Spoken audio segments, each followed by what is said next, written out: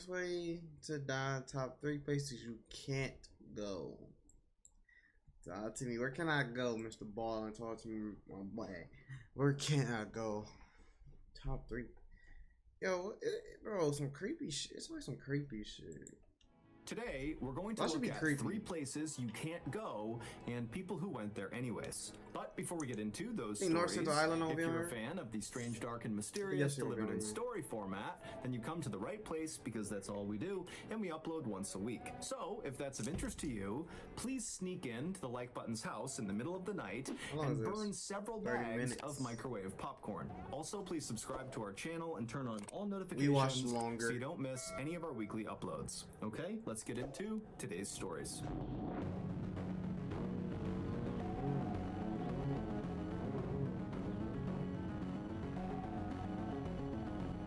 Digging sounds.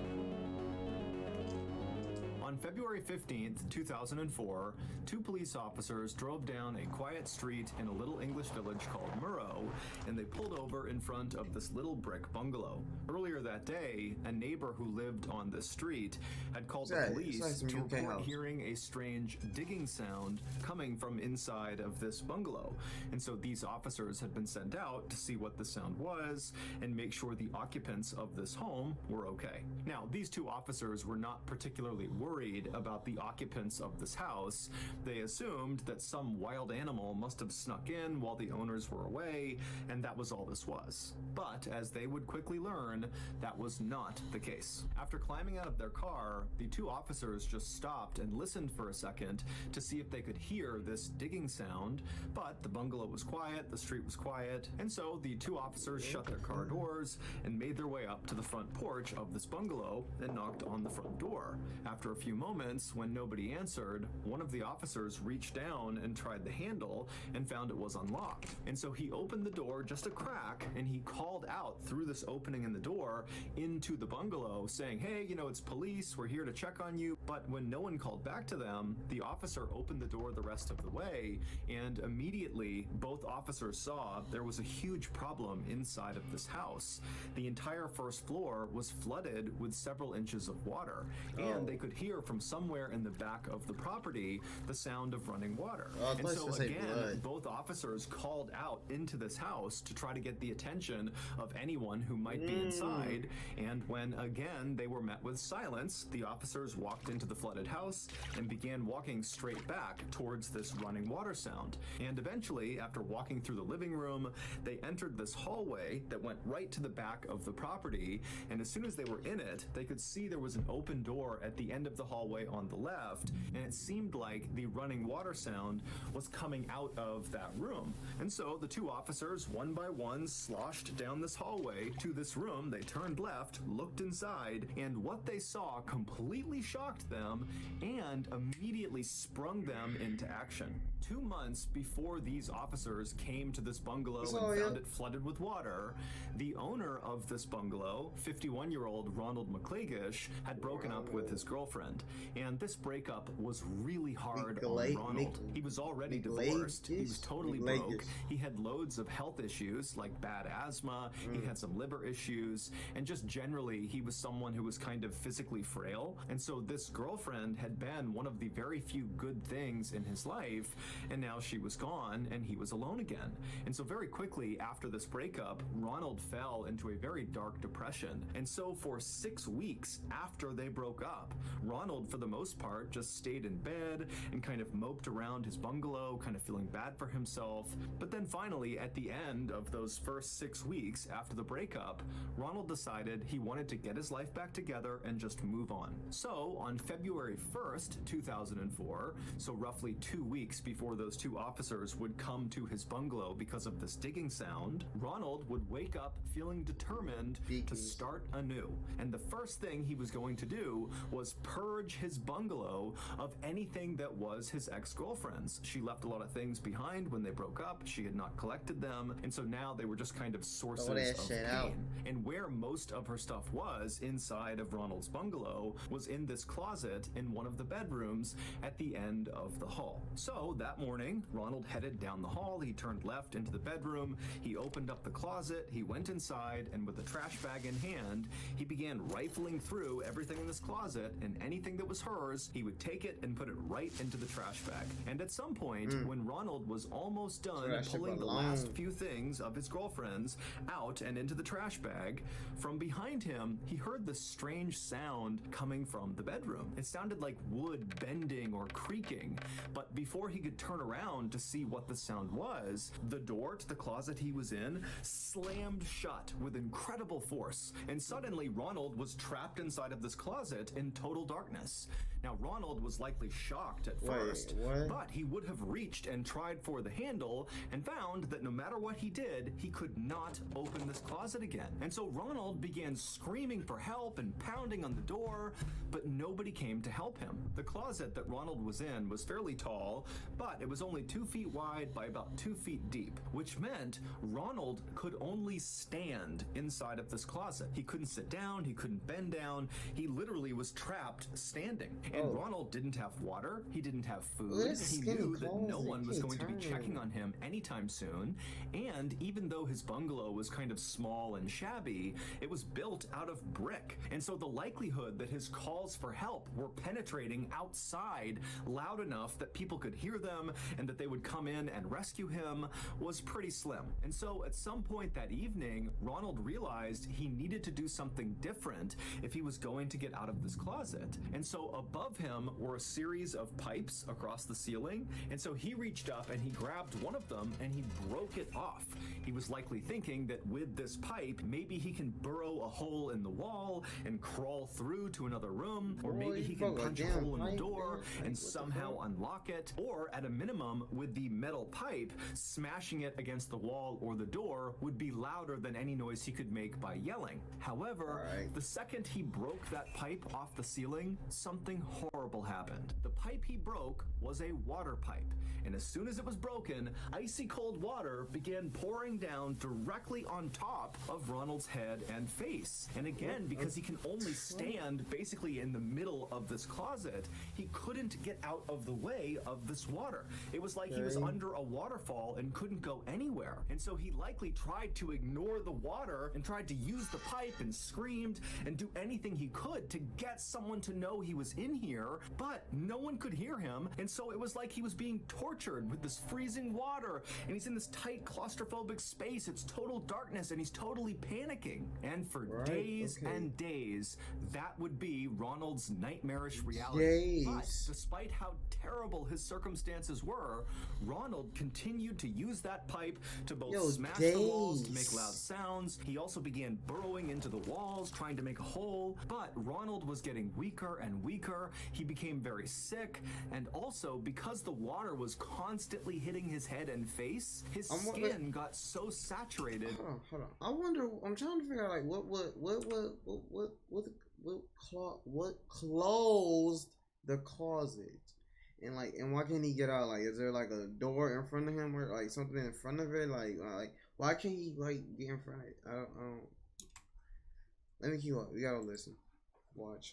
That literally his skin started falling off. It basically opened up into these sores and began to sag, and the water just began brushing his skin off. And so finally, after about a week of being trapped in this closet in these terrible conditions, imagine your skin just falling off slowly. Going to come in time, and so he put his pipe down. He kind of slumped up against the wall and then closed his eyes. Ronald's neighbor, who called the police, actually did hear Ronald using that pipe to try to dig a hole in his wall, and she heard Ronald smashing the pipe on his door, and she must have heard muffled shrieks and yells, but she didn't know what they were and kind of just decided it wasn't her business. But when Ronald's house went from all these strange sounds to silence, that was when she called the police and said, hey, I had heard some digging sounds coming from the bungalow, and now I don't. And so when those two police officers arrived at Ronald's bungalow, they went inside, they went down the hallway, they went into the bedroom where Ronald had gone,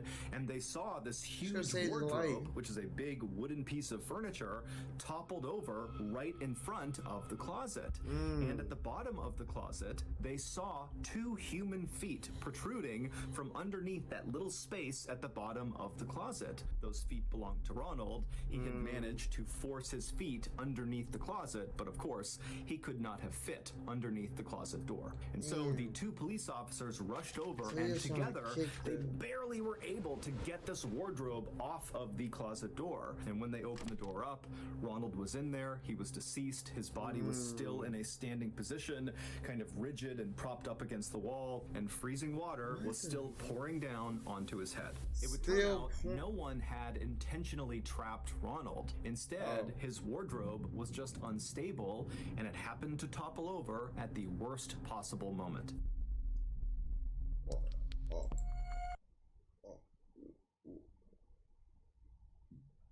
He died from a mistake.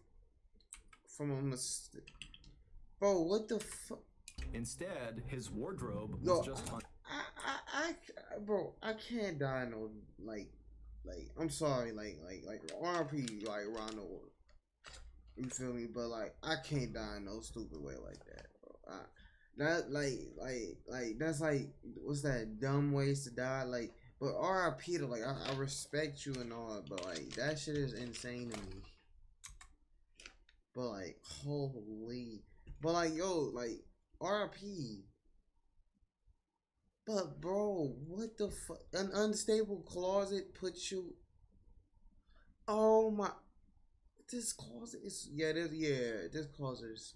Oh, this is the handle. Oh.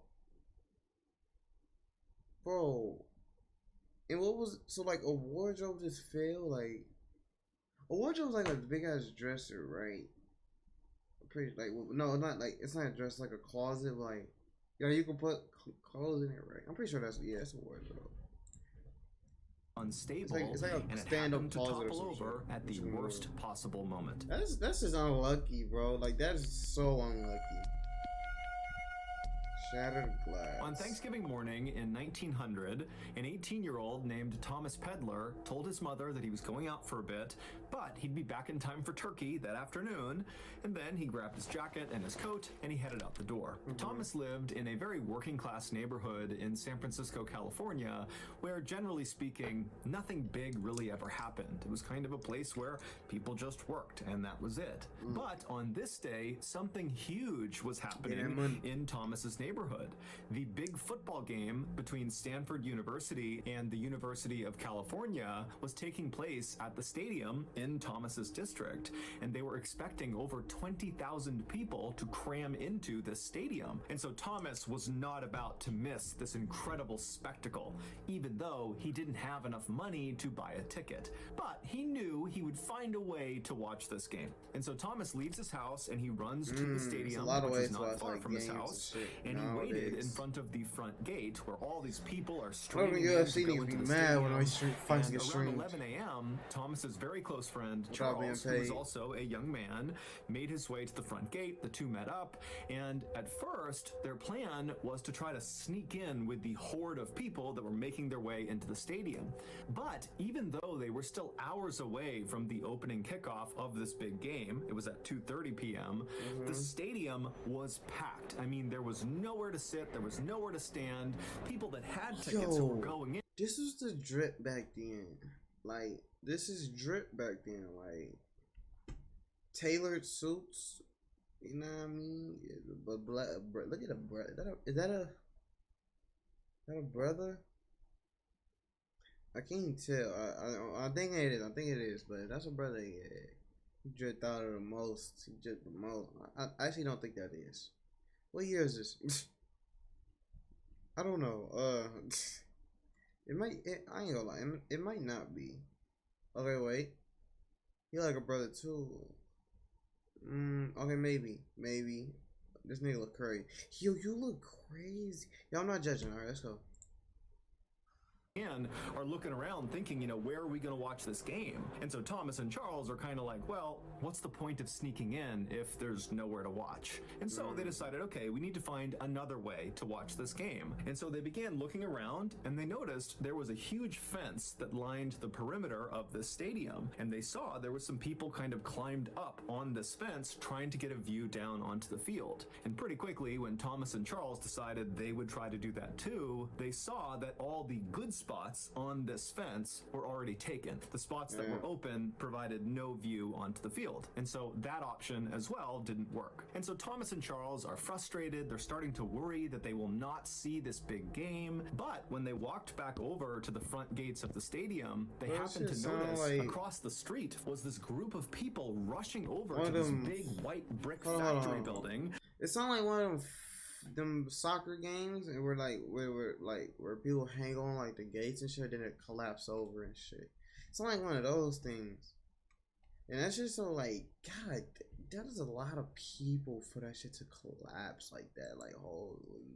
And they were literally placing ladders up against the sides of this building and beginning to climb up it. I mean, this is a 5-story building, and they are just basically free climbing the windows and the fire escapes. And Thomas and Charles realized that the top of this factory was flat and provided a perfect view down onto the field. And so all these people, they're trying to get a good seat to watch this game. And so without any hesitation, Thomas and Charles decide they're going to do that too. So they left the stadium, they ran across the street, and they began climbing up the ladders and climbing the windows and the fire escapes until finally they made it onto the roof, 55 feet off the ground. And when they got up there, there wasn't that many people. And so Thomas and Charles were able to run right over to the front edge of this building and claim a spot with an absolutely perfect view of the game. A couple of hours later, at 2:30 p.m., when the game actually started, the rooftop that Thomas and Charles were on was now completely packed with people. Hundreds of people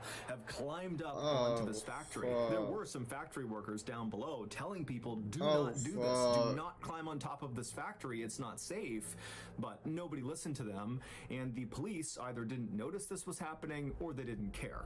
And so there's all these people that are on this roof. They're all super excited, and the game has begun. It's 2:30, and as soon as the game started, it was like the crowd in the stadium, which could be heard very easily from this rooftop, just kind of erupted, and there were all these bands playing in the stadium. I mean, it was chaos down below, and it really caught on the roof. All these guys, including Thomas and Charles, they're getting amped about this game. They're singing, they're chanting, they're screaming, they're yelling. I mean, it's total chaos, and Thomas and Charles loved it. But about 20 minutes into the game, as Thomas and Charles are enjoying themselves and the crowd is still going wild, a dull cracking sound could be heard coming from one side of this roof. And so Thomas and Charles, they kind of spun around to see where this cracking sound had come from. And when they began looking out across the sea of people, they noticed on the far side of the roof where the sound had kind of come from, they could see people scrambling to get off the roof. But before Thomas and Charles and the other people around them who were watching this happening could figure out what was going on, Mr. Bond is like one of my history teachers that I just sit and pay attention to. Like you know how I don't know, I went to ahqiiimp schools, like some real strict shit. Bruh, I got kicked out of there. But I feel like he one of them history teachers like that. And they taught me how to track in there, track your teacher in there and shit. With your eyes, keep tracking them and shit. Yeah, they told me how to do that shit. Well, they just taught I don't. They mainly just told me how to pay attention. I guess that's what I'm saying. But yeah, and if I pay attention to this nigga way too goddamn, I'm looking at all the hand signs and shit. I'm thinking nigga throwing up fucking games and shit. Yeah, I'm sorry. There was a much louder cracking sound, and suddenly the floor underneath Thomas, Charles, and everybody else collapsed. And immediately, people on this roof fell all the way to the bottom of this factory, 55 feet below. Damn. There weren't loads of floors inside of this factory. Instead, it was basically just one big building, 55 feet high, that housed this brick structure right in the center of the factory that was almost as tall as the entire entire factory. It was almost like the factory was a shell around this brick, smaller structure right in the middle that was like 40 feet tall. And so after the ceiling collapses, Thomas, he falls, but miraculously, he lands on a wooden beam that stretched across the entire factory, like a support beam, and he grabbed onto it, saving himself from falling all the way down. And so Thomas, he only fell maybe 5 feet, so he was okay, but he didn't have a great grip on this beam. He was holding on, but just barely. And so Thomas, he turns and he's looking around at what's happened below him, and he's hearing people screaming, and he's hearing the sounds of people running around trying to help those who have hit the ground on the bottom. And Thomas immediately begins scanning for Charles, and he finds him. Charles was one of the other fairly lucky people, at least in Thomas's mind. Charles seemed lucky because instead of falling from the roof all the way to the ground, Charles and 15 or 20 other people had fallen right onto that brick structure that kind of made up the main part of this factory. And so Charles had only fallen maybe 10 or 15 feet onto this structure. And so Thomas is thinking, oh, Charles and these other people, they've survived this fall. They're okay. However, the second Charles and the others who supposedly were saved by landing on this brick structure, the second they hit that brick structure, despite not suffering catastrophic injuries like broken bones and horrible internal injuries, these people on the brick structure began letting out these primal screams, these just horrible blood-curdling screams, and as they did, these loud popping sounds began coming out of their body, and then their bodies began contorting forward, almost like a bug rolling up onto itself. It would turn out this factory was not a normal factory. This was a glass factory, and in order to make glass, you need to heat sand and some other chemicals up to extraordinarily high temperatures. You need a furnace that can literally burn hotter than lava. And so that brick structure that was housed in the middle of this 5-story tall factory was a glass furnace, and it was on. And so even though the inside of this furnace was the hottest place, it was over 4,000 degrees Fahrenheit, the outside of this furnace, where Charles and the others had landed, believing they were saved from this 55-foot fall to their death, was still extremely hot. So hot that the factory workers couldn't even go near the furnace, even with special equipment on. The way they worked with this furnace was with these long metal pokers. They would work the flames and the glass at a distance. And so the instant that Charles and the others landed on the top of this furnace, they began to light on fire. Those snapping sounds that were coming out of their bodies was the sound of them instantly igniting on fire. And so Thomas and the others who had initially survived this horrible collapse watched as Charles and the others shrieked and shrieked, and their bodies continued to contort, and they continued to burn and smolder. And Charles, actually, he would roll up so tightly that his body began to roll down the curved side of this furnace, and at some point his body slipped into a crack in the furnace, and he actually fell into the flames inside, at which point he went silent. Around the time that Charles and the others stopped shrieking, a number of people just out on the road heard the commotion, and they came inside, and one of them was Thomas's father. And in a terrible twist of fate, he actually looked up and saw his son clinging to the beam, Thomas, except it was so hot inside of this factory that Thomas was sweating, he was losing his grip, it was really hard to hold on to this beam, and his father watched as Thomas lost his grip and fell the 10 more feet down onto the furnace exterior. He landed feet first, then he fell onto his stomach and his face. He immediately ignited on fire, began shrieking, and then went silent. All told, 23 people would be killed during this roof collapse, and dozens and dozens more would be horribly injured and disfigured. This collapse goes down as one of the very worst disasters in sports history. However, on this day, the crowd inside the stadium was so caught up in the game that they actually didn't notice this horrible tragedy taking place just 100 feet away from where they were. It wasn't until the end of the game, when the winning team's fans carried their players in this kind of spontaneous parade out of the stadium to celebrate, that they walked out onto the street and saw all these burnt up, rolled up corpses of the people who had landed on the furnace. Well, what the fuck? Yo, that is some... Yo, what the fuck? Yo, that one was hard. That one was hard. That one was hard. That one was hard. That one hit. That one hit. Holy shit. Yo, bro, like, how, like, what the fuck? It doesn't make me just don't want to get on roofs at all. Like, what the fuck? That shit just cave in at any point. Especially some fat. Yo, what the fuck? How do they don't know what type of factory you are at? I don't know. Why is the game next to a factory, bro? Like, what? That don't make sense to me. Why the game next to a factory?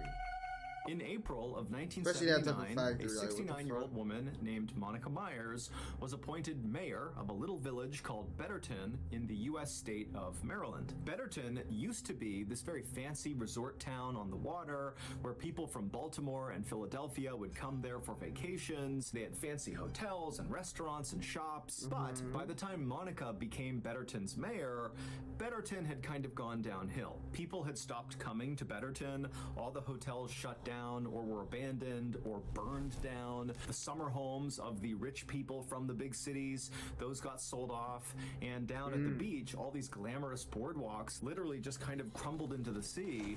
And in their place were all these shanty towns where homeless people set up their camps. But Monica had grown up in Betterton, and so she really loved the town and wanted to improve it. And so when she became mayor in 1979, she really leaned into her new role way more than other mayors would. Instead of managing the village from an office, like most mayors would do, Monica literally went out in town and just began doing lots of jobs around the town for free. She would ride around with the police and literally stop crimes in action. One time, she stumbled across someone looting a vacant hotel, and she personally got out, chased this person down, and made them put everything back that they had taken. She would pick up trash on the beach. She would do random repairs on people's homes and businesses all over town, and sometimes she would just go door to door asking people how they were doing. And so very quickly, the people of Betterton really grew to love Monica, and they loved seeing her every single day just out and about making Betterton a better place. And so on March 20th, 1980, roughly 1 year into Monica's tenure as mayor, it was immediately noticeable to the people of Betterton when Monica was nowhere to be seen. That day, she did not go to the police station in the morning like she normally did. She was not seen at the beach doing her trash pickup, and she didn't knock on anybody's door. And so by mid-morning that day, the people of Betterton, all 120 of them, were basically out in force looking for Monica. And at 11:30 a.m., the police in Betterton got a call about Monica. It was this guy who was totally panicked. He could barely make a sentence. And he basically just told the police, "You gotta get here now." And so the police hopped in their cars and they sped to the address this guy gave them. And when they got there, they saw it was this very plain, boxy building that was kind of tucked back in the woods. It was far away from the town center, and really nobody ever went over here. And the police, when they parked their cars, they saw the guy who had called the police, the distraught caller, was standing outside of the front door. He was obviously crying, and he was waving for them to come over and follow him into this building. And so the police got out of their cars, they ran over to this guy, and they're asking him, what happened? Where's Monica? What's going on? But this guy was so hysterical, he really could not describe what happened to Monica. He just kept telling them to come on, follow me. And so he led them into this building, and pretty quickly they entered this huge warehouse where all across the ceiling were these big metal catwalk areas that kind of zigged and zagged all over this warehouse. It's and like below electrical. them, all over the floor, were these huge industrial-sized 15-foot tall vats that contained something. And so this guy who had led police here, he stops and he just points at the nearest vat. And so the police, picking up his cue, begin walking towards this vat. And as they got closer and closer, they were hit with this horrible smell that made them gag and cough, and before long they had to stop and kind of compose themselves. The smell was so bad. It would turn out this building that was kind of removed from the town center of Betterton was Betterton's sewage treatment plant. And that morning, Monica had gone to the treatment plant to help clean some of these 15-foot tall industrial-sized vats that contained human waste. She had done this enough times that when she was here, she did not need any supervision. And so that morning, she was alone. She climbed up onto one of the catwalks over one of these big vats. The mayor did and she that had shit? reached down with her testing kit to test the sewage to see how much cleaning it would need. And as she did that, she somehow slipped and fell into the big vat of human waste. Now, she would not...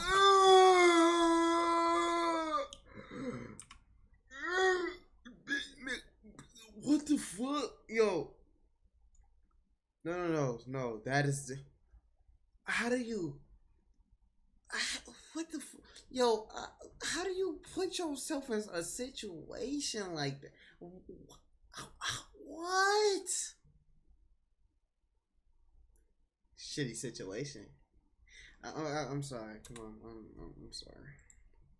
Have immediately gone under. It was not like a liquid. It was more like clay or really thick mud, where at first she would have kind of been laying on top of the sewage. But as soon as she tried to move to get out of the sewage would have functioned more like quicksand, where as soon as a part of her body went under the surface, it would not come up again. It's disgusting. So after the police composed themselves, they climbed up onto the catwalk. And bro, there's so much. The shit get in her mouth. Oh, yo, that is so disgusting. Oh my, this shit is so disgusting. Oh my, I can't even imagine some shit. They looked down and they saw Monica, who was face down, partially submerged inside of this vat, and she was deceased. Her autopsy would reveal that she died of drowning. Bro, R.I.P. I'm sorry, bro. Oh my, yo, bro, what the fuck? Yo, all this shit could have been, yo, this shit. I'm trying to hold on. I'm trying to reword what I'm saying. This is. I don't know what to say to this, bro. This is disgusting. R.I.P. though, but like, these are like some of the most dumbest way. This shit talking about some top 3 places you want to go. This top 3 places I never ever think about going in my life. Ever. Holy fuck. Which means she literally inhaled human waste.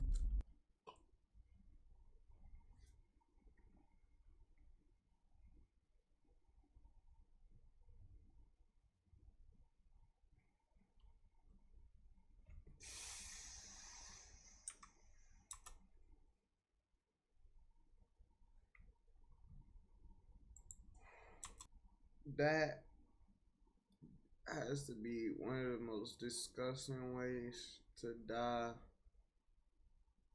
I have ever heard in my entire life. I pray for her family.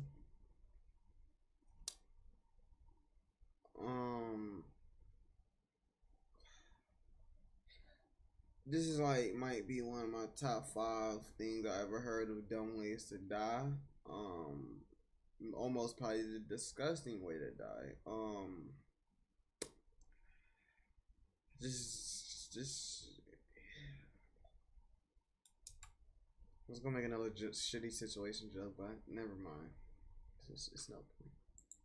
Building that was kind of tucked back in the woods. It was far away from the town center, and really nobody ever went over here. And the police, when they parked their cars, they saw the guy who had called the police, the distraught caller, down with her testing kit to test the sewage to see how much cleaning it would need. And as she did that, she somehow slipped and fell into the big vat of human waste.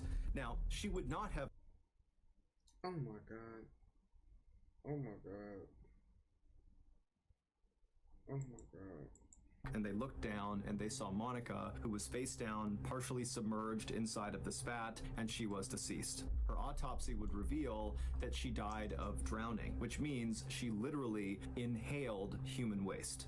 That is so disgusting, bro. Like that's like one of the most nastiest shit I ever like. Oh my god. $250,000. That's how much you all contributed to Dave I did my due Hartsock's GoFundMe page. diligence. I did my due diligence. I did my due diligence. I put like 10. I think I did like 10. I only did it because like I don't know. Like the story is different. I don't know. I want to do something else with my money. You know what I'm saying? Give it to somebody who. Or like, you know, I don't know. I just felt good doing it though. I mean, it made me feel good. Like that's my first time ever donating some shit. I felt like, well, I think unless them little jars kind of be at the little stores and shit, but them be like quarters and shit. I'm sorry. Come on. After we covered I'm his just glad I did story a good last thing. week on our YouTube channel. Dave is the heroic skydiver who sacrificed his body to save his student. Now, because of that, Dave is totally paralyzed and fully dependent on his mother to take care of him. I spoke to Dave after all this money came in, and to say he's happy is such an understatement. I mean, this literally changed his life, and it's because of you. But as awesome as that is, our work is not done. There are other very deserving people that really could use our help. And one group in particular that really needs attention are the victims of violent crime as well as their families. And that is where the Alright, that's enough of that, buddy. Alright. Can't donate, so I don't got dumb people now. Alright, great video.